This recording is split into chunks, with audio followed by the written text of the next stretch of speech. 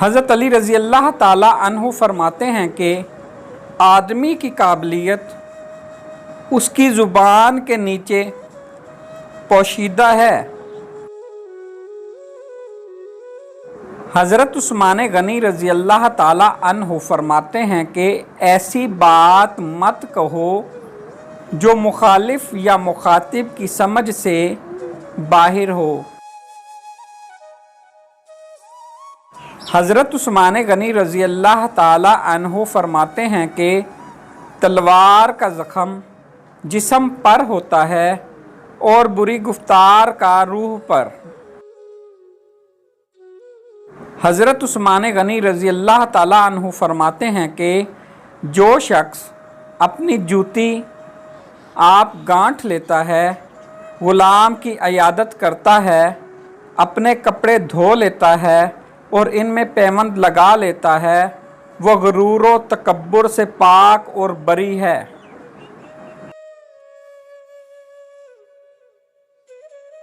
حضرت عثمان غنی رضی اللہ تعالی عنہ فرماتے ہیں کہ زبان کی لغزش پاؤں کی لغزش سے بہت خطرناک ہے۔ حضرت عثمان غنی رضی اللہ تعالی عنہ فرماتے ہیں کہ خاموشی غصے کا بہترین علاج ہے۔ حضرت عثمان غنی رضی اللہ تعالی عنہ فرماتے ہیں کہ اپنا بوجھ خلقت میں سے کسی پر نہ رکھ، خواہ کم ہو یا زیادہ۔ حضرت عمر فاروق رضی اللہ تعالی عنہ فرماتے ہیں کہ کم بولنا حکمت ہے، کم کھانا صحت، کم سونا عبادت اور عوام سے کم ملنا عافیت ہے۔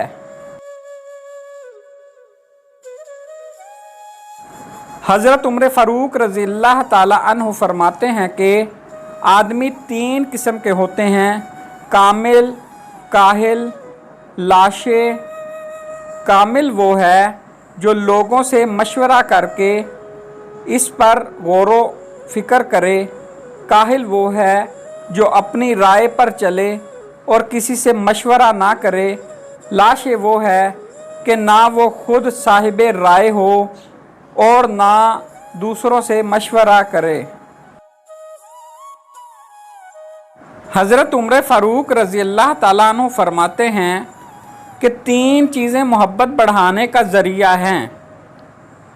نمبر 1 سلام کرنا، نمبر 2 دوسروں کے لیے مجلس میں جگہ خالی کرنا، نمبر 3 مخاطب کو بہترین نام سے پکارنا۔